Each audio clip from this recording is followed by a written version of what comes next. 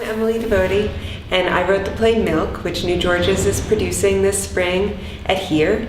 I grew up in a kind of back to the land setting with goats, not cows. But I know a lot about cows, and a lot more now.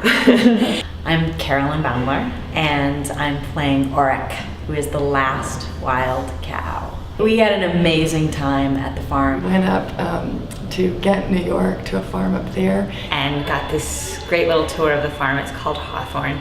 And spent 2 days sleeping on bunk beds and helping to milk cows and muck stalls and bale hay. And we had this truly extraordinary experience of watching the birth of a calf. And that was really incredible. It was amazing because the cow was so calm.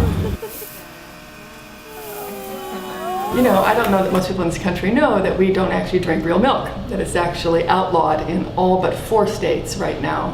That what we drink is a representation of real milk. It's cold, it's fresh, even if it's organic, it's ultra pasteurized.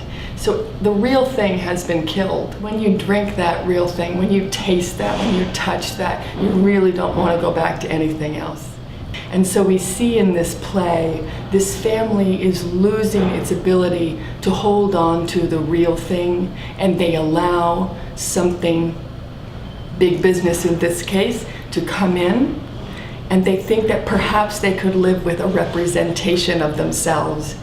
And they learn that it all just falls apart and burns up and explodes by the end. Choices were made in the 80s that led to the rise of agribusiness and that impact our current community and our current agriculture atmosphere now. And so it's worth looking back. And it's not that dire, there's some humor there too. We still have our sense of humor. Because I grew up in the 80s, the early 80s, and I wanted to go back to that time period in my life and in our culture and re-explore it. Oh my God, the 80s, like this. It's gonna be attached to something too. We'll like listen to Blondie over and over again. That's research.